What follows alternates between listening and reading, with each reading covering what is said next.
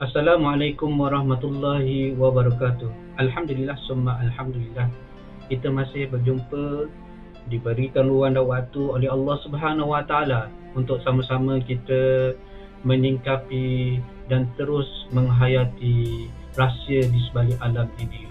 Alhamdulillah, kita masih diberikan rezeki oleh Allah, rezeki umur untuk kita berjumpa di dalam pembelajaran pada kali ini di UWH YouTube channel, Ustaz Wan Hisham YouTube channel. Baiklah rakan-rakan sekalian, kita akan mempelajari dua surah yang penting di dalam Al-Quran pada hari ini. Surah tersebut iaitu surah Al-Munafiqun dan surah yang kedua adalah surah At-Taghabun. Kita akan memperdengarkan surah ini dahulu iaitu surah Al-Munafiqun, kemudian Ustaz sendiri akan menceritakan tentang sedikit pengajaran dan apa yang ingin disampaikan dalam surah tersebut. Begitu juga dengan surah At-Taghabun. Baiklah, tanpa melengahkan masa, sama-sama kita mendengar bacaan Al-Quran ini dengan baik, iaitu surah Al-Munafiqun dahulu.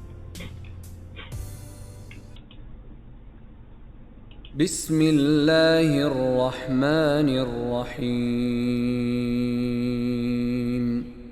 إذا جاءك المنافقون قالوا نشهد إنك لرسول الله والله يعلم إنك لرسوله والله يشهد إن المنافقين لكاذبون اتخذوا أيمانهم جنة فصدوا عن سبيل الله إنهم ساء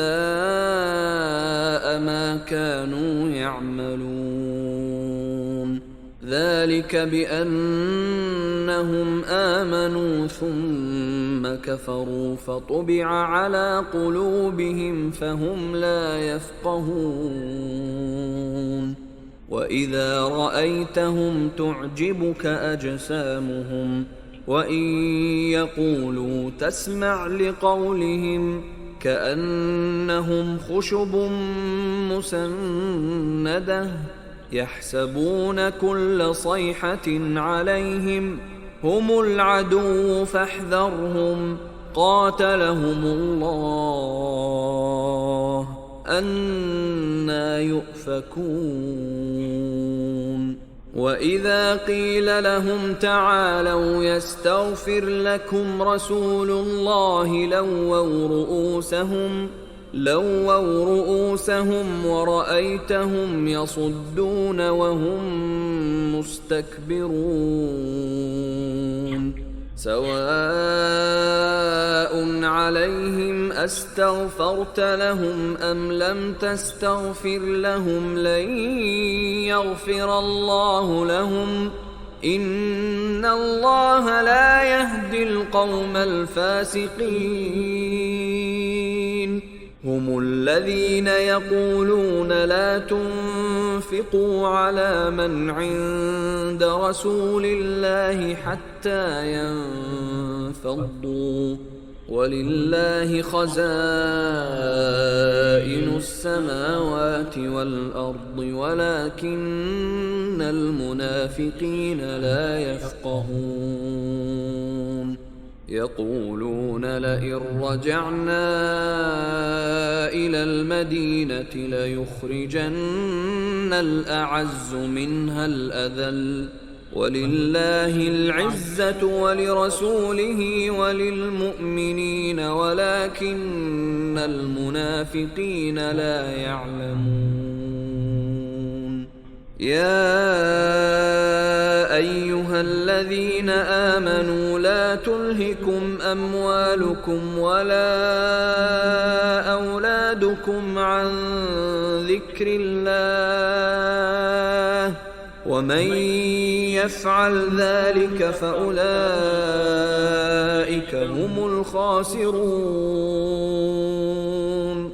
وأنفقوا مما رزقناكم من قبل أن يأتي أحدكم الموت فيقول رب لولا أخرتني إلى أجل قريب فأصدق وأكن من الصالحين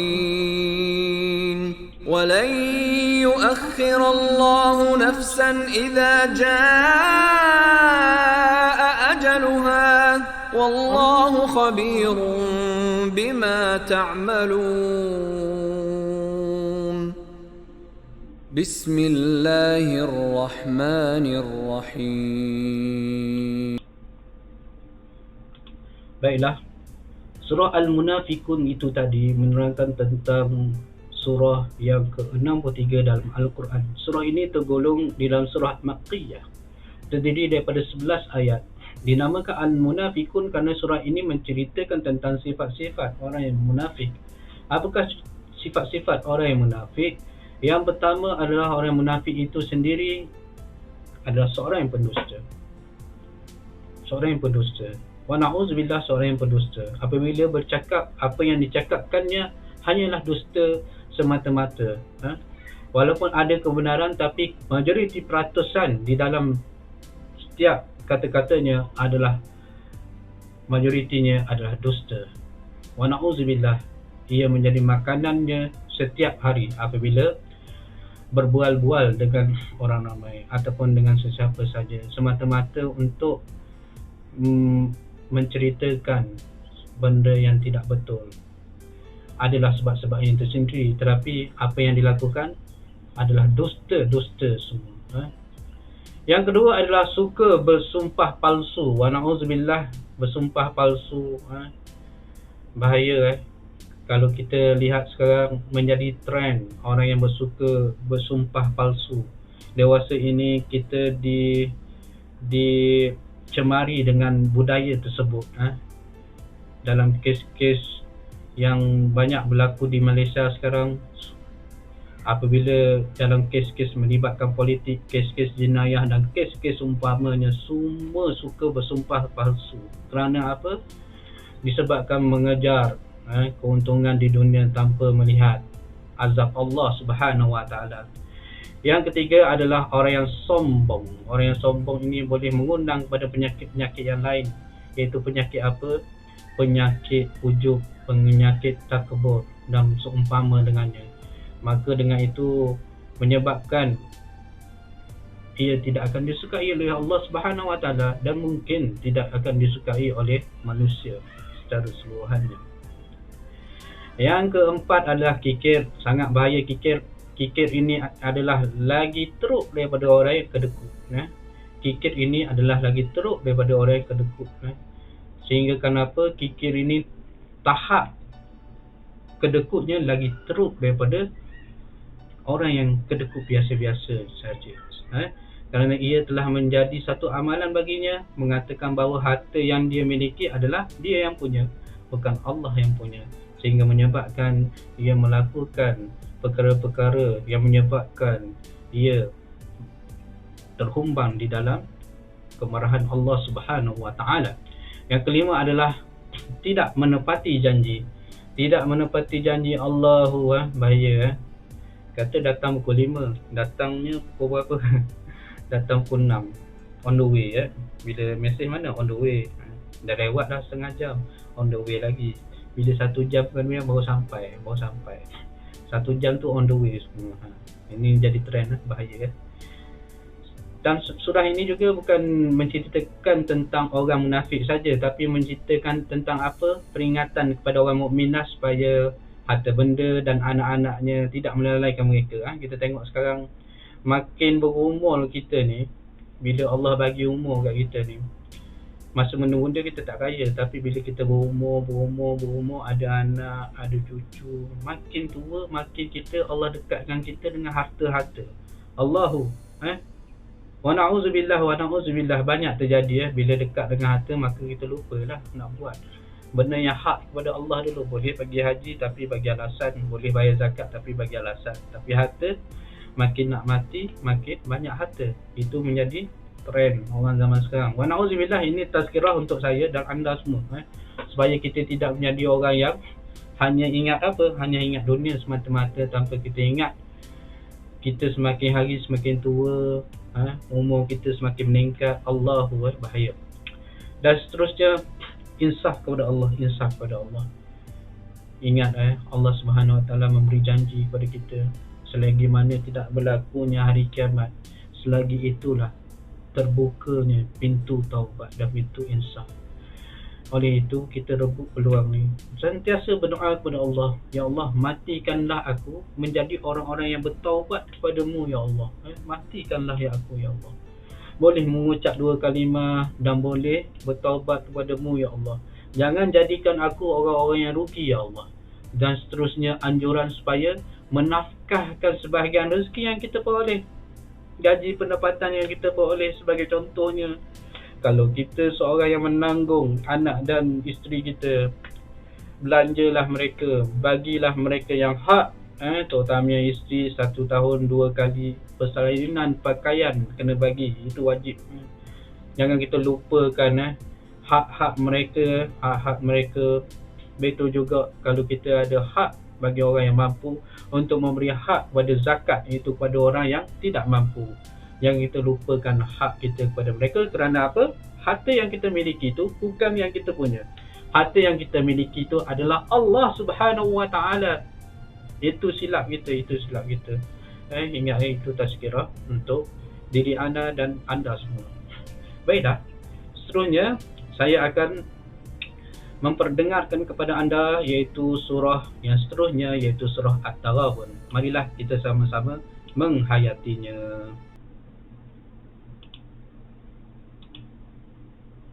Bismillahirrahmanirrahim. يسبح لله ما في السماوات وما في الأرض له الملك وله الحمد وهو على كل شيء قدير هو الذي خلقكم فمنكم كافر ومنكم مؤمن والله بما تعملون بصير خلق السماوات والأرض بالحق وصوركم فأحسن صوركم وإليه المصير يعلم ما في السماوات والأرض ويعلم ما تسرون وما تعلنون والله عليم بذات الصدور ألم يأتكم نبأ الذين كفروا من قبل فذاقوا وبال أمرهم ولهم عذاب أليم ذلك بأنه كانت تأتيهم رسلهم بالبينات فقالوا أبشر يهدوننا فكفروا وتولوا واستغنى الله والله غني حميد زعم الذين كفروا أن لن يبعثوا قل بلى وربي لتبعثن ثم لتنبؤن بما عملتم وذلك على الله يسير فآمنوا بالله ورسوله والنور الذي أنزلنا والله بما تعملون خبير يوم يجمعكم ليوم الجمع ذلك يوم التغابن ومن يؤمن بالله ويعمل صالحا يكفر عنه سيئاته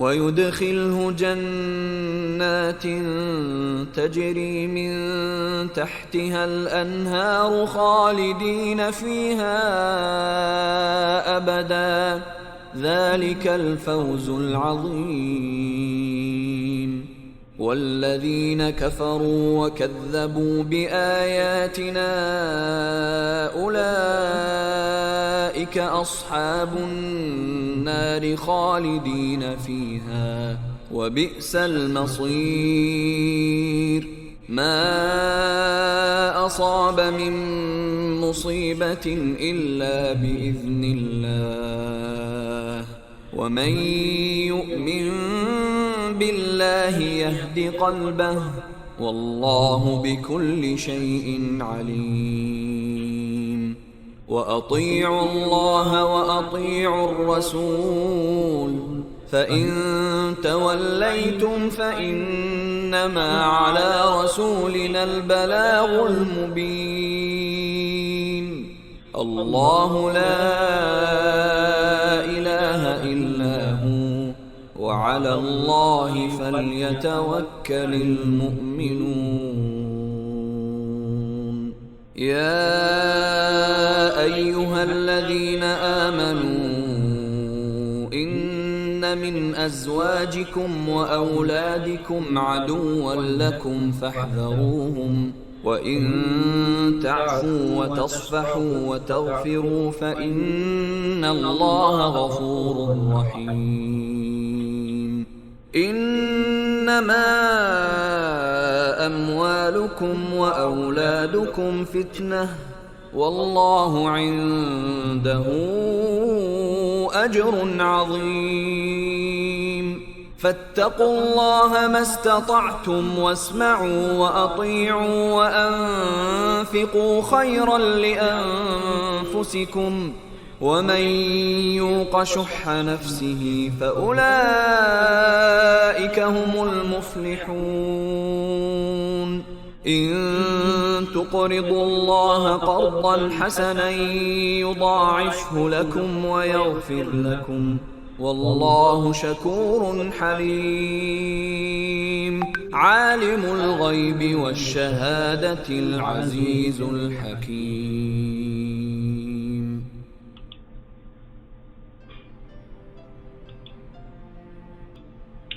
Baiklah, Alhamdulillah, summa Alhamdulillah. Surah At-Taghabun ini dalam surah At-Taghabun ialah surah yang ke-64 dalam Al-Quran. Surah ini tergolong surah Madaniyah, iaitu surah diturunkan di Madinah, terdiri daripada 18 ayat. Nama At-Taghabun ini diambil daripada kata ayat yang ke-9, yang artinya hari yang dinampakkan kesalahan. Hari yang dinampakkan kesalahan. Pada hari kiamat nanti, iaitu Yaumul Jam'i, manusia akan berhimpun. Pada hari itu mereka saling melihat antara satu sama lain. Ada yang bermacam-macam keadaan, malu dinampakkan kepada mereka kesalahan. Maka boleh dikatakan hari tersebut bagi mereka yang mempunyai banyak kesalahan, hari tersebut merupakan hari kerugian bagi mereka. Wa na'udzubillahi min dzalik. Isi kandungan di dalam surah ini menceritakan tentang seluruh isi alam ini bertasbih kepada Allah Subhanahu Wa Taala. Haiwan, apa-apa saja yang berada di muka bumi ini bertasbih, bertahmid, memuji Allah Subhanahu Wa Taala, hatta semut sekalipun. Tapi kita sebagai manusia yang tidak diberikan kasyaf oleh Allah Subhanahu Wa Taala, sudah tentu kita tidak akan melihat apa yang terjadi di sebalik mata kita yang Allah bagi ni. Sebab apa? Kita diberikan batasan oleh Allah untuk melihat perkara-perkara tersebut. Tetapi kita hendaklah yakin bahawa seluruh alam ini bertasbih memuji Allah Subhanahu Wa Taala dan menjelaskan tentang kekuasaan Allah serta keluasan ilmunya. Ilmu kita ni nak dibandingkan dengan Allah Subhanahu Wa Taala. Allahu, kita tahu ya Allah, kita tak tahu apa-apa sebenarnya. Kita tak tahu apa-apa. Allah bagi sedikit saja nikmat ilmu pengetahuannya, agar untuk apa? Agar kita gunakan kecerdikan kita ini, kita gunakan apa yang kita ada ilmu ni supaya pandu dalam mengenal Allah Subhanahu Wa Taala.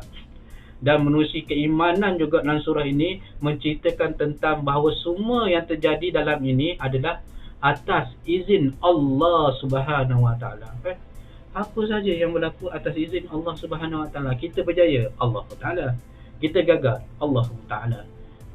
Semua yang berlaku ni adalah atas izin Allah Subhanahu Wa Taala. Sebab itu kita jangan sesekali berputus asa dengan rahmat Allah Subhanahu Wa Taala, kerana apa? Semua yang berlaku ini ada hikmah dia, dan kita kena tahu ini adalah izin daripada Allah Subhanahu Wa Taala. Dalam surah ini juga menceritakan tentang hukum iaitu perintah taat kepada Allah dan Rasul, dan perintah supaya bertakwa dan menafkahkan harta. Perintah taat kepada Allah, ati'ullah wa ati'ur Rasul, untuk kita supaya hidup kita ni rasa aman dan tenteram. Kita jangan rasa sekali derhaka kepada perintah Allah dan Rasul.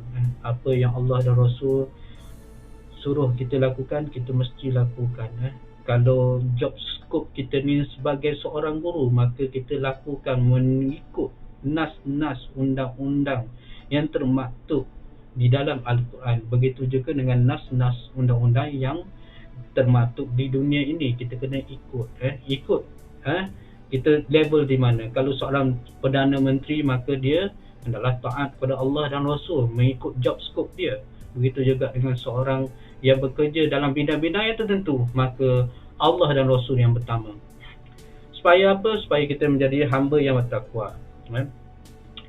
Dan seterusnya yang lain-lain juga kandungan dalam surah ini menceritakan tentang peringatan kepada orang kafir, tentang nasib orang-orang dahulu yang menderhaka Rasul-Rasulnya. Kita lihat dalam surah ni menceritakan banyak tentang Allah mengajak kita supaya kita ni berfikir.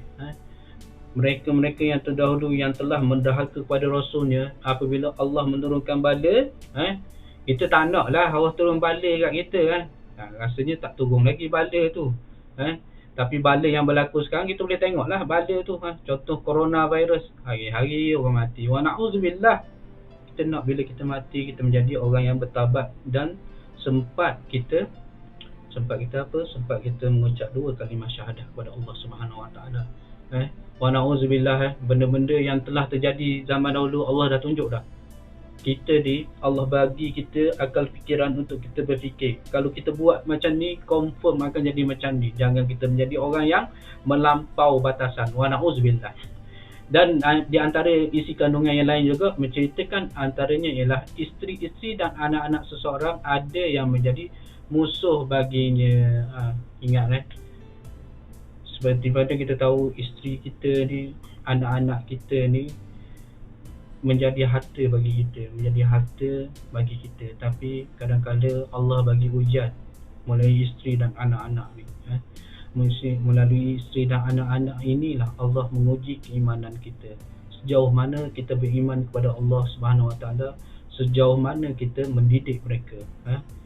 Kita hendaklah berfikir, Allah bagi akal fikiran kepada kita bukan untuk kita seorang saja, supaya kita menjadi seorang khalifah yang dapat mentadbir orang-orang yang di bawah kita. Dan seterusnya, harta dan anak-anak adalah cubaan dan ujian bagi manusia. Harta. Kalau orang tu kaya sekali mana pun, dia takkan boleh bawa harta-hartanya ke dalam kuburnya yang hanya besar beberapa kaki saja. Tetapi kalau dia seorang yang bijak, dia akan menafkahkan sebahagian harta-hartanya ke jalan Allah Subhanahu Wa Taala. Lantas dia menjadi seorang yang pemurah dan sentiasa ingat kepada Allah Subhanahu Wa Taala. Dan dia tahu bahawa hartanya yang banyak melimpah ruah itu tidak akan kekal, dan ia hanyalah cubaan dari Allah Subhanahu Wa Taala. Oleh itu kita sebagai manusia dan khalifah Allah hendaklah sentiasa bijak dalam menafsir harta yang Allah bagi kepada kita dan anak-anak yang Allah bagi kepada kita, supaya kita tidak tergelincir atas nikmat yang Allah bagi ini. Moga-moga kita menjadi hamba Allah yang sentiasa peka dan sentiasa beringat dan berwaspada terhadap ujian-ujian Allah Subhanahu Wa Taala. Dan semoga kita semua dilindungi dan dirahmati oleh Allah Subhanahu Wa Taala terhadap setiap tindakan kita. Al-ilmu bila amalin kasyari bila samarin. Ilmu tanpa amal ibarat pohon yang tidak berbuah. Kita tak nak menjadi manusia yang banyak ilmunya tetapi amalnya Allahu wa na'udzubillah ya Allah.